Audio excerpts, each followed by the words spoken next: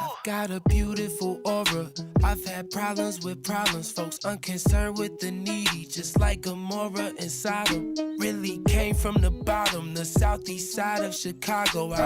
So who were some of the people that influenced you musically growing up?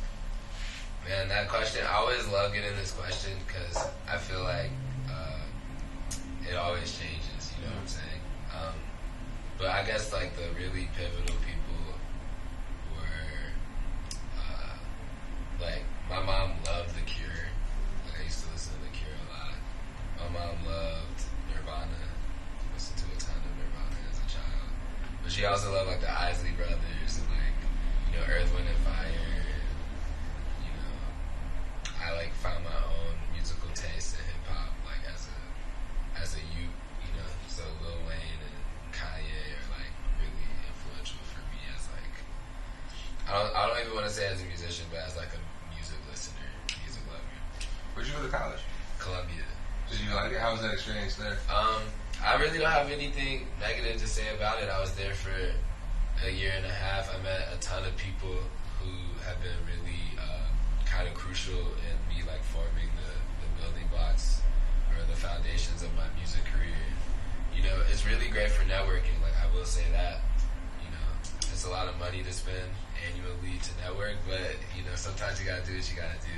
I was 18 and I was learning like about marketing and advertising, so that stuff was really helpful as well, you know, with the music. But I think the dopest moment I had with Columbia was coming back and like, you know, speaking to some classes a few years later after dropping out, and that was like a crazy full circle moment because then I became a teacher.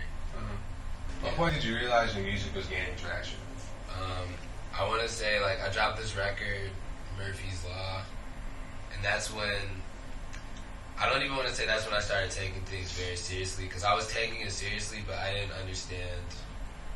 I was so focused on getting better that I wasn't thinking about maintaining or holding an audience. I was just trying to make better music, you know. So I would put songs out, not put anything out for like a year, just to like, you know, work on my stuff, not really realizing like what that was doing or like how I was creating spikes and momentum. But I put this record out, Murphy's Law, and I saw a pretty nice reaction. Like we started, this was back when blogs still were like king on like getting your music out there. So I remember we premiered it on Two Dope Boys, and like I'm on Twitter, like the same stuff I do today, like just reaching out to people. Let's talk about that viral clip you had earlier this year. I don't know if you saw this, but on the video shoot for Manifesto, can you talk about like that clip and how that came about? You know what's funny about that clip is that the old white couple, they actually weren't upset at all. They are having a great time. It looks like they're upset. They were really geeked about what we were doing. They were pretty stoked, and they were also wearing pink. Inadvertently, the whole motif of the video is pink. It's been like my whole motif. So it was in the moment not that energy at all, but that clip definitely gives off the vibe that they were upset. But you know, the thing that a lot of people don't know about it is that I shot that video a year ago because, you know, the way that I work is like I like get my shit together and then I have it so I can like show it to people for an extended amount of time, and then, you know, put it out when I'm ready. So we shot it a year ago, and the clip from his phone was shot a year ago, but my friend Joey Legatino, who shot it, decided to put it on TikTok for whatever reason. In May this year, just went viral, like crazy TikTok viral. Worldstar DM'd him on Instagram. They found his IG, and it's funny because his IG is just really small. Like they really did the work. They're like, "Can we post this on TikTok?" And he was like, "Yeah, but you have to tag the artist." So really, shout out Joey Legatino, because he made it go viral for me because they were gonna post it and not tag me at all. Because they tagged me, like we had a crazy 2 months. You know? What made you decide to add KOTA The Friend to the remix? Yeah, Koda's involvement on the record is actually, like I said, I've been working on the song. I cut the record right after I cut High Vibrations in 2019. I cut it. We released High Vibrations. We saw a good reaction on it. Me and Martin were like, this is maybe the direction we should turn down. So we started making more me, him, and cut after us three getting back in the studio, and we were like, this is it. I knew right away I needed to add somebody to the song. We were considering a bunch of different people. At one point we were talking to Jack Harlow's camp. At one point we were trying to even get Doja Cat on it. Like, I done a show with Doja Cat, and there was some like lines of communication open where like it was in the realm of possibility. We were looking at a bunch of different options, and we started looking at KOTA The Friend because of like what he represents as just an indie artist, and KB had a relationship with him through United Masters, so he was able to end our relationship and make that an organic thing. Me and him did a show, and it was kind of like, yeah, let's do this record. Before he was on it, the song just had an open verse. So the version that I put out that doesn't have the third verse was created after the viral clip. That's when I was like, I just need to put it out now. Like, I wasn't really thinking about the feature. Like, I had the verse, I had KOTA's verse, but I was like, right now I want to just get this song out. I played my cards that way. I'm saying all that to say because like a lot of people, like any fans watching this, like the way that the behind the scenes works on a lot of this stuff is like a lot different than what you would assume. It wasn't like we made the song and then I was like, yo, KOTA, like my shit's going viral, like hop on the record. It was like, yo, I got a dope record like months before the thing went viral. But yeah, it all worked out, and he is a really dope addition. Like, and I really have a lot of respect, and I'm truly inspired by what KOTA's doing on the independent tip. Like, I've been indie this whole time, and I think for artists everywhere who are trying to break in and trying to like build solid foundations, like to look at artists like KOTA, they're really good examples of how to be sustainable, be consistent. So it's been a couple of years since your 2018 project, Hold Your Tongue. Do you have a new tape coming out anytime soon? Can you speak about that? Yeah, I'd love to talk about the new project. So the new project is called Fun Until It Hurt. I've kind of been playing with like these old kind of like, what is it, like colloquial like terms, like Hold Your Tongue is like one of those things, or it's all fun and games until somebody gets hurt. These type of statements that you've heard your whole life, but you never know when to apply them until that shit applies to you, and then you're like, oh yeah, that's why every adult ever always told me that. You know what I'm saying? So I've been kind of using that as like a theme for at least. I like threes. I'm a big fan of the number 3. I think a lot of good things come in threes. So I kind of have like a 3-project arc where it's like Hold Your Tongue, Fun Until It Hurt, maybe. What are those things called? They're not called colloquial terms. Common phrases. Just a common phrase. Yeah. But Fun Until It Hurt, that's kind of about like the duality of just, it's all fun and games until somebody gets hurt. Very valid. You know what I'm saying? Like, you can relate it to anything. You can relate it to your love life. You can relate it to, the relationship you have with yourself. I feel like that's kind of where I was coming at it when I came up with the concept. It was just kind of like, like when does something that brought you so much joy become like toxic for you? Where's the line drawn?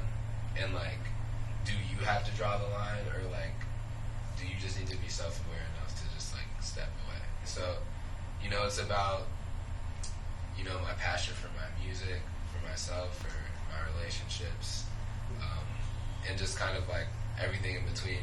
It's like lots of varying emotion. The High Vibrations is going to be on the record, so it's going to have like, that's probably the happiest song I've ever made.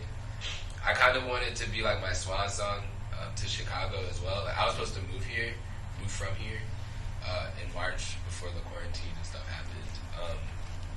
And the whole project was going to be me like, my love letter to Chicago, like, I'll be back, like, this will always be home. Because, I want to move in different directions sonically. But it's definitely going to be a bunch of sounds that maybe you'll expect to hear, maybe you won't expect to hear. There's a couple of features that I haven't announced yet that I'm really excited about. Some Chicago names that I think, people who are fans of this music scene will enjoy. And I I feel like, yeah, it's something that I'm really proud of, and I have like probably one more single before I let the whole thing loose in November, and yeah, I'm really looking forward to it. Fun Until It Hurt, trying to put together something cool in the city so people can, I want to say pop out, but you know, probably not pop out because it's a pandemic, but we'll think of something. Can you talk about being an independent artist and like growing your fan base in order to stand out from the pack in 2020? Yeah, for sure. I mean, I think this year I'm really like starting to like hit my stride and like figuring out like how to feed like my audience, and I think the major thing that people were always telling me forever, but I needed to just like be faced with it myself, is just consistency. Like, you know, that's the thing with advice is like, people will always try to give you advice, but you really don't care until it like pertains to you, or you think it pertains to you. So I've been hearing it forever, but it wasn't until I started really just putting it together in my head, like, oh yeah, if I put out X, Y, and Z amount of songs in a year, then like I'm just naturally going to like excel past my previous year just because I put out more. Like, it's been cool to really focus in on my release cycle and like putting out songs with, you know, their own worlds, and like having people, you know, kind of jump in and become involved that way. So I've been focusing on like world building. Like the record I just released, Trapdoor, is it's gonna also be on Fun Until It Hurt. That song's kind of more indicative of more like pop punk, like youthful, kind of chaotic energy that I needed to bring to that project. You know, it's like kind of corny or cliche to say. It's just like, you know, be authentic, be consistent. Like I hate to say that as advice, because I feel like in my, you know, when I was first starting, I was always asking for advice, and people would always say that, and I'd be like, whatever, man.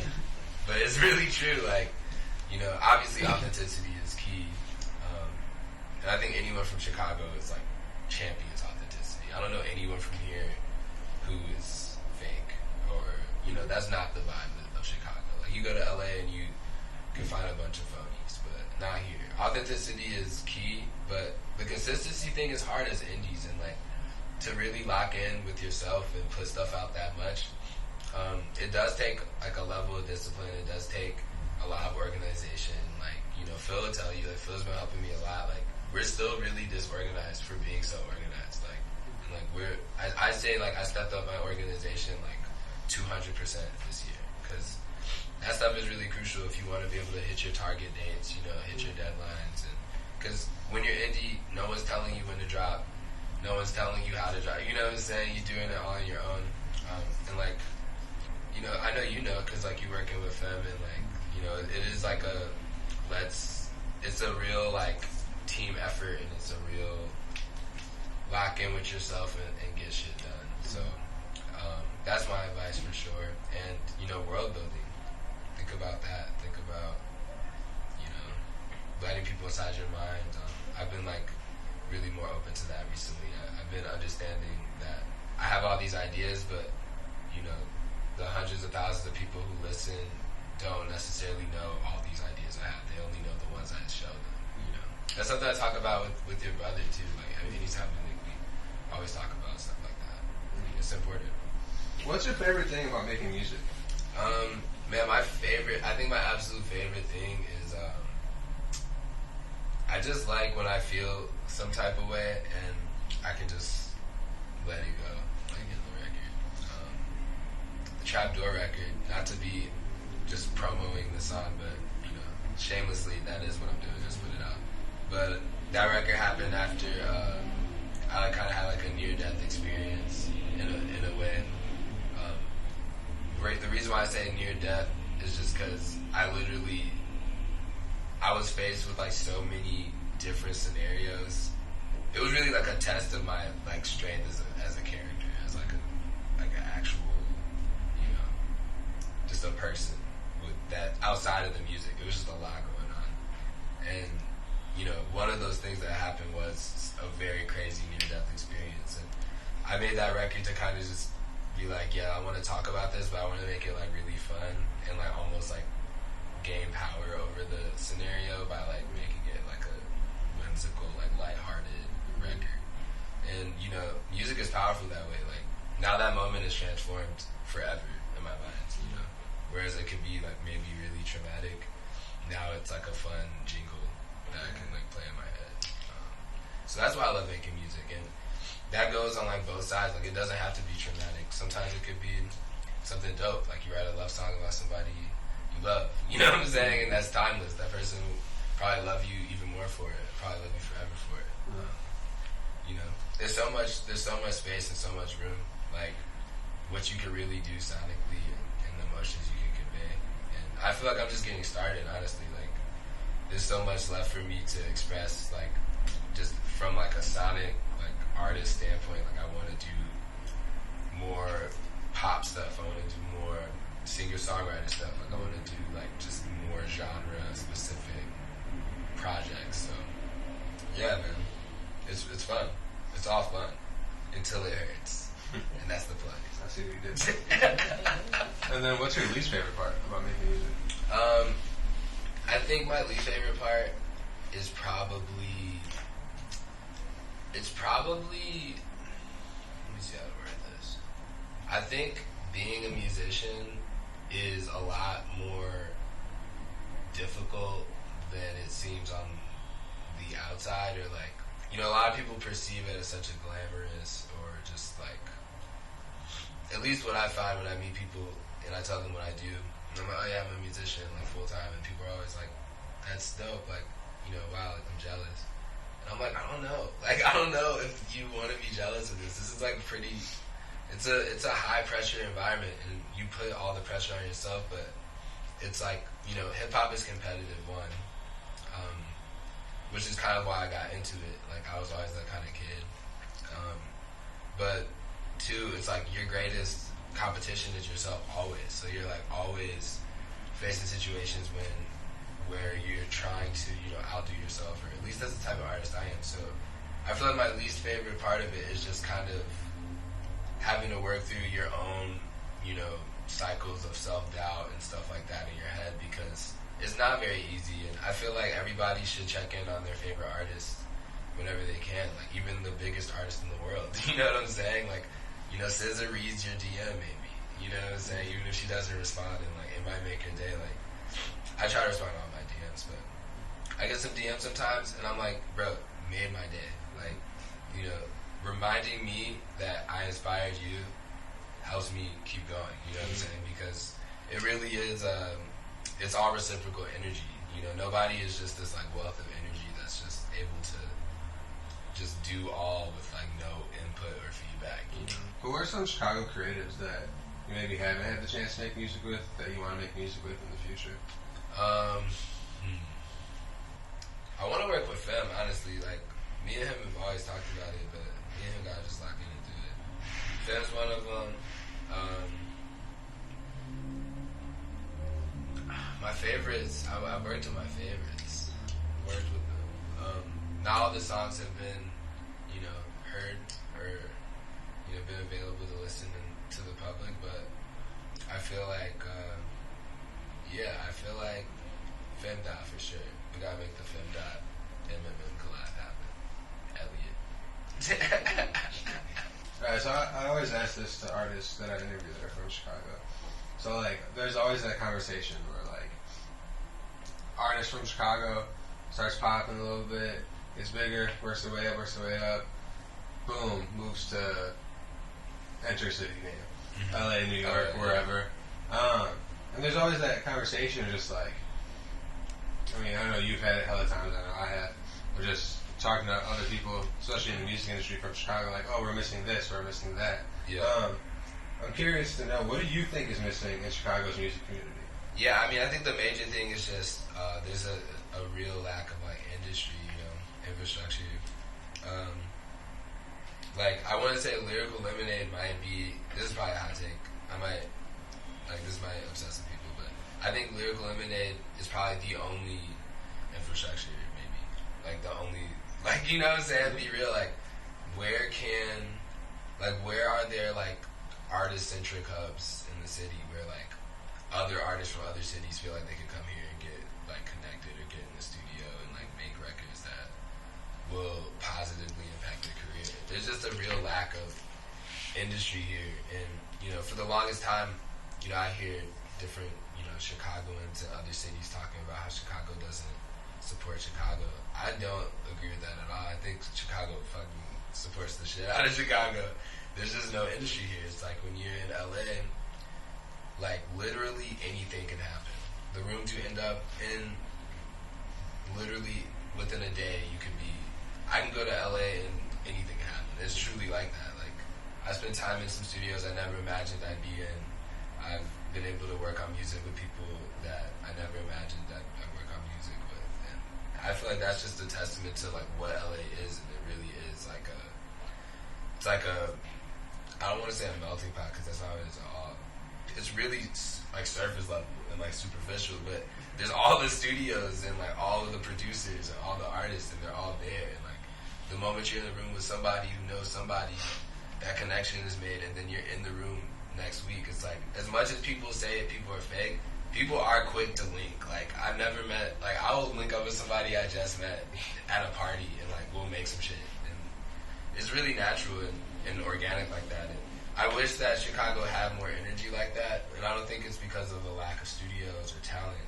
It's really just a lack of A&Rs or like people who like literally just do that. Like, oh yeah, like, you know, when I talk to different label people, they're like, yeah, you know, I could try to get you linked up with some people in Chicago, but really like I can't do anything until you're in LA or in New York, you know. So I feel like that's my major thing. I feel like that's why people dip. I often, you know, even before I was planning on moving to LA, I spend massive amounts of time in LA to like stockpile music, pretty much. Producers that I know out there down to work pro bono for the purpose of making a cool song.